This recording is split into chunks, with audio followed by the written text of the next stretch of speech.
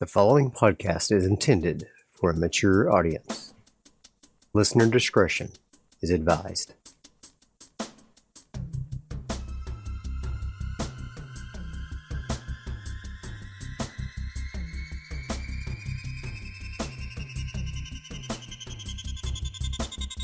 Welcome to Alone in the Realm, a premium solo TTRPG podcast.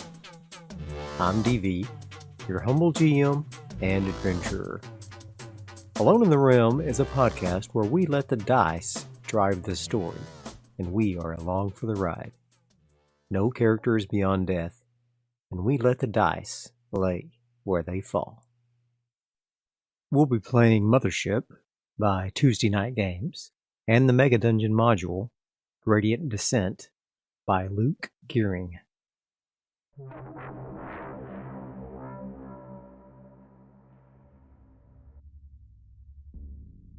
Gradient Descent, Episode 7.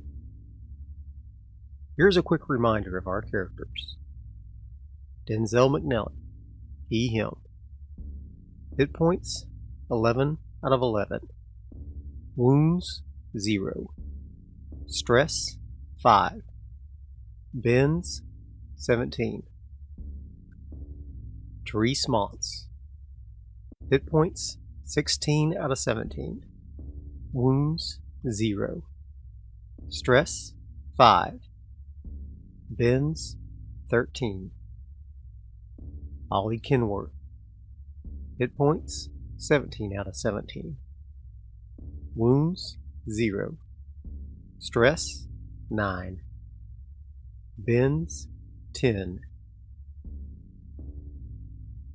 Ada, Automated Droid Assistant. Hit points, 3 out of 14. Wounds, 1 out of 3. Stress, 6.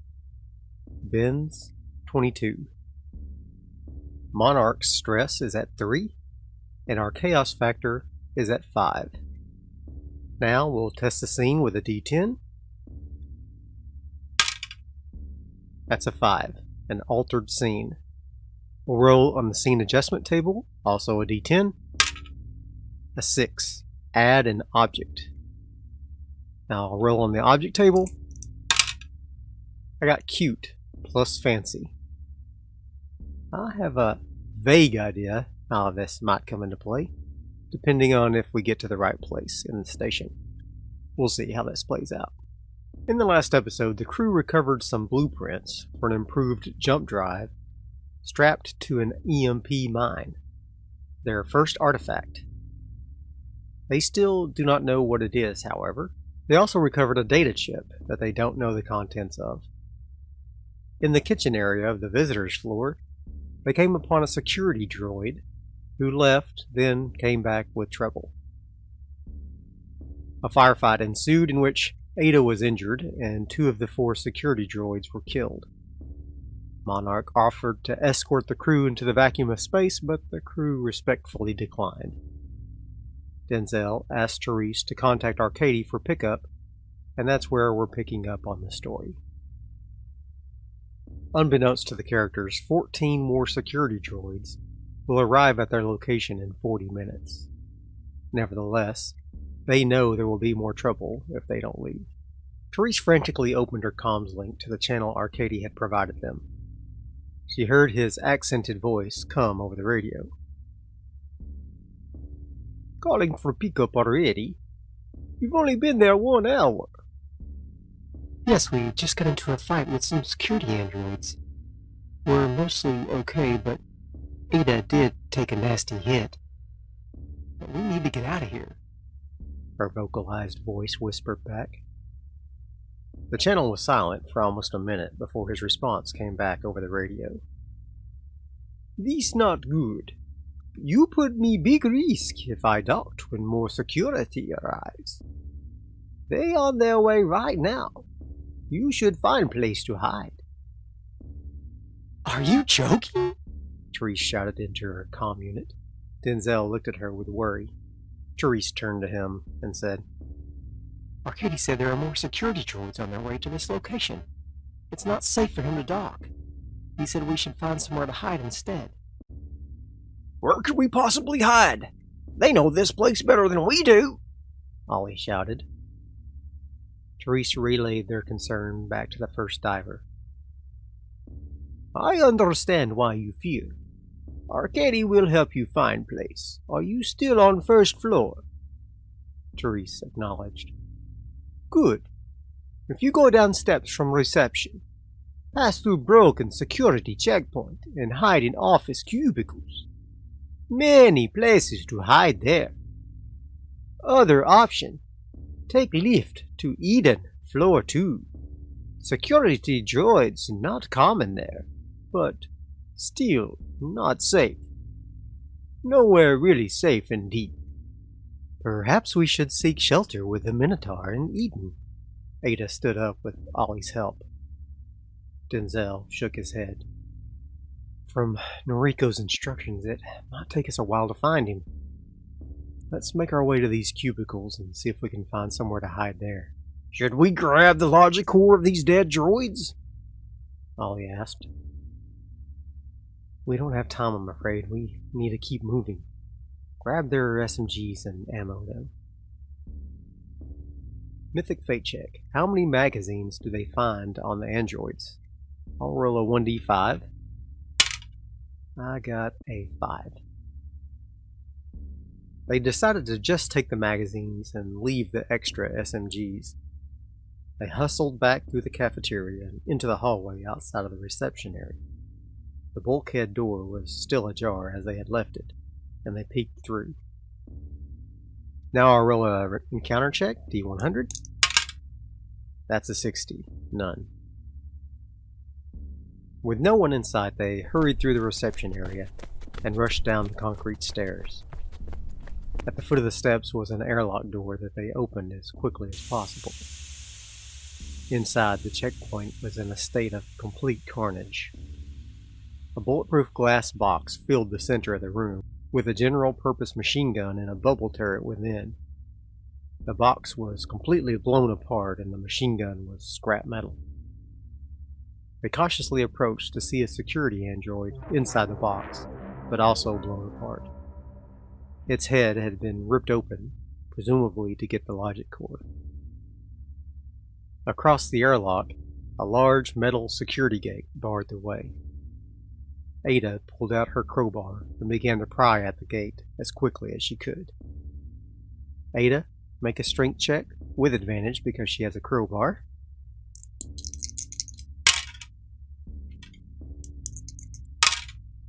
I got a 74 and a 13 versus 42, so that's a save.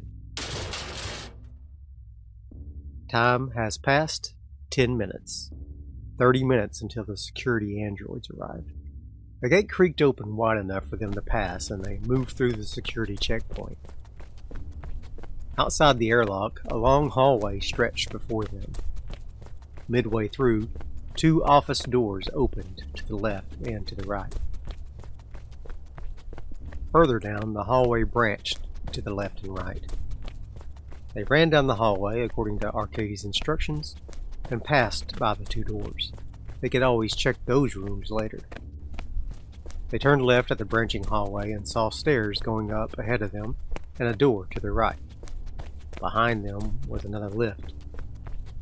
The security forces will presumably be coming from that lift, so they hustled into the office door, indicated by a sign stating employees only. Unlike the rest of the floor, this area was not lit by fluorescent lights, but instead red emergency lighting illuminated the large room. It was filled with hundreds upon hundreds of cubicles, some of them covered by tarps, some decorated, some completely empty. The smell of smoke and burnt trash filled the room, and they could see it rising from a smoldering campfire in the center of the room. Now I'll roll another encounter check. I rolled another 60, none. There's a 10% chance we'll find a diver in here. I'll roll that. I rolled an 81, none. They desperately began looking through the more covered cubicles, and found 4 that were close together and all covered from sight. They squeezed in under the desks of their respective cubicles, weapons at the ready. Ollie reached behind him, grabbing at something he was sitting on. Strangely, it was an intricately sewn stuffed teddy bear. He put it in his lap for comfort. This is the cute plus fancy I rolled earlier. 20 more minutes have passed, 10 minutes until the androids arrive. The crew have now been in the deep for 2 hours. I'm going to roll the encounter check 2 times. It's an 86, no encounter. And a 35, no encounter. Even through the adjoining walls, the large group of security droids could be heard marching down the hallway from the lift. There was a pause in the sound, then the crew could hear the door opened to cubicle offices. It sounded as though the group separated, and several went in multiple directions. How many stayed in the cube farm? We'll say D6. I got a 2. Mythic fate check. Do they systematically check every cube? Unlikely. Got a 14 versus a 35. Yes. Damn it. The crew could hear what sounded like only a pair of androids, moving down the rows of cubicles, looking into each one individually. They were still a good distance from the crew's hiding location. Ollie decided to take a chance, and he threw the teddy bear as hard as he could against the opposite wall. There was a locked airlock door in that wall, and he hoped they would think someone went through it.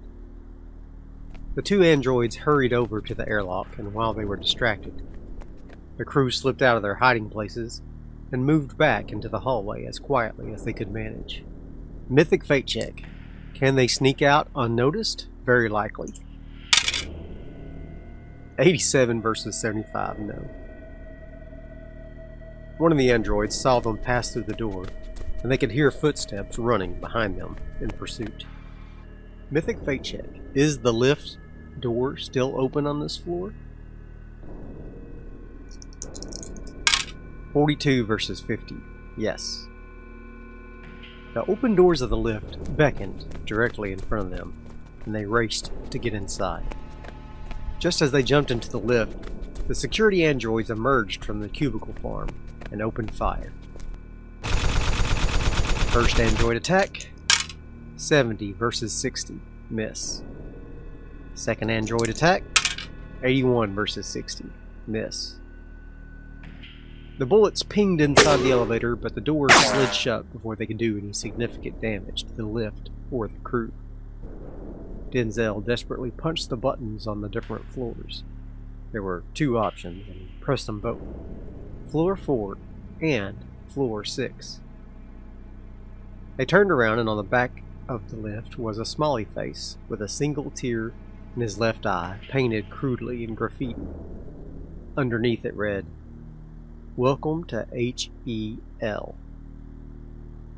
After 30 minutes of travel inside the lift, the doors opened up into a lobby.